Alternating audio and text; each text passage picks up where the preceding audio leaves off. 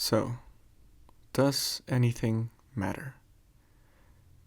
That's a question that's been the subject of debate within my spiraling thoughts for the past, well, years, actually. I'm not even entirely sure when it first popped up, but it has been living rent-free in my head alongside other questions such as, why is there something instead of nothing, or is anything even really, real?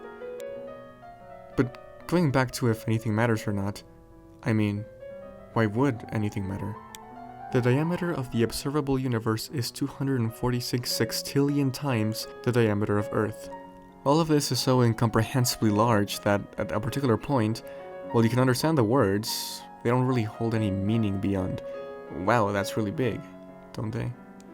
And there we are, in a rock, floating in the vast vacuum of the cosmos, orbiting an average-sized star which is at the edge of an average-sized galaxy, in no particular place in the universe. And all we can do is observe this minute instant in the history of the universe, without being able to really do much from our pale blue dot. So, does anything matter? Many just work their way around this existential dread by simply saying something vaguely inspirational followed by, and that's okay, without actually explaining why it's okay, just giving the illusion that it's not as bad as it seems, though through a clever enough use of words to pull some strings in the brain.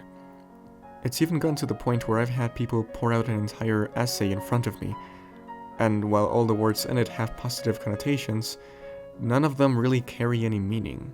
They don't address the claim directly, and they commit just about every logical fallacy along the way, almost as if speaking with their larynx instead of their brain, like some painfully pretentious optimistic version of a 1984 party intellectual.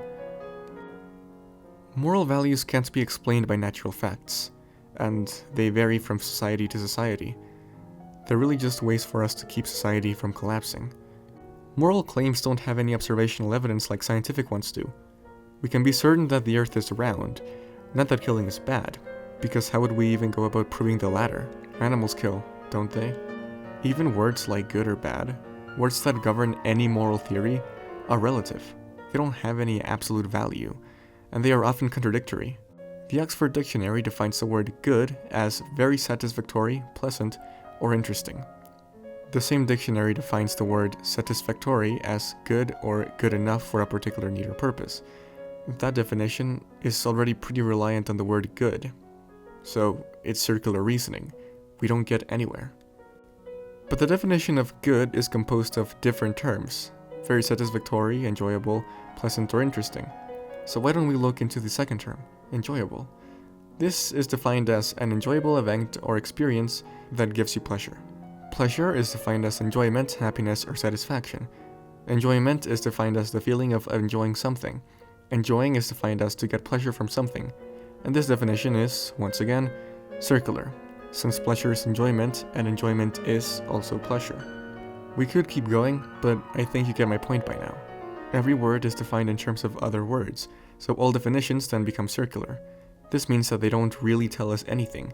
If we say A is equal to B, and then B is simply equal to A, this doesn't tell us anything new. A equals B, and B equals A, but so what?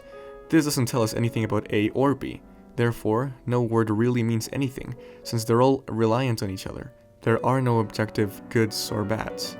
Everything just is. If this is the case then, we can't say that anything is inherently good or bad. Hence, we can't possibly prove that killing is bad, since the word bad has no meaning.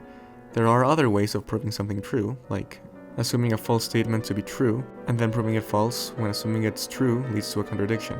But in this case, saying that killing is good can't lead us to a contradiction, since the word good, as we've seen, doesn't mean anything, and also, animals kill, and that's natural. Natural things tend to have positive connotations, and as such, if anything, killing could be considered good, so long as it benefits the one killing. What's natural for the spider is a calamity for the fly, and what's natural to a serial killer is a calamity for society. Moreover, no moral theory is absolute. Different cultures have different goods or bads. If such a thing as morality is so dependent on geography and period, how can we say it's something absolute? How can we say that it's a fundamental aspect of our universe? How can we say that it means anything, if everything that it stands for is based on something so subjective? Under this revelation, many people turn to religion, believing that there is some grand order of the universe dictated by some all-good deity. And, although seemingly unlikely, it is a comforting idea. If there is a true religion, then maybe, just maybe, there might actually be some fundamental meaning of the universe. But who knows whether there actually is or not. And while it's not something that can be proven right or wrong, while there's no evidence either for or against it, it seems to be incredibly more likely that there isn't. Consider a thought experiment. Say you're walking down the street in some city, and suddenly, you find yourself in an alleyway. And in this alleyway, there is a dumpster. Now you don't know if there's anything behind the dumpster from your position. Anything could be behind the dumpster, or maybe nothing at all. Now what are the odds that you guess without looking behind the dumpster what actually is behind the dumpster? You could maybe believe that there's an empty soda can when in reality there is a random used copy of The Hitchhiker's Guide to the Galaxy.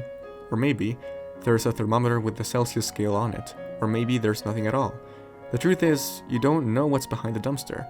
So what are the odds that you, with no other hint or evidence, guess what's behind the dumpster?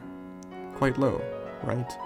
Now what are the odds that we guess at the nature of the universe being religion, having no evidence at all? Now of course, I'd want to believe in God. The idea of an all-good and all-loving God sounds great, but I don't want to delude myself into thinking that there's something that there isn't. And in terms of all-loving and all-good, I see no God. I don't mean to be pessimistic. I don't mean to sound depressing. But this is simply what I have observed. And in the face of what could very well be a godless world, where everything we believe in and the most essential pillars of our society don't actually mean anything, then does anything really matter? Well, no, not really. I mean, in all seriousness, anything can matter if you want it to matter. Nothing inherently matters.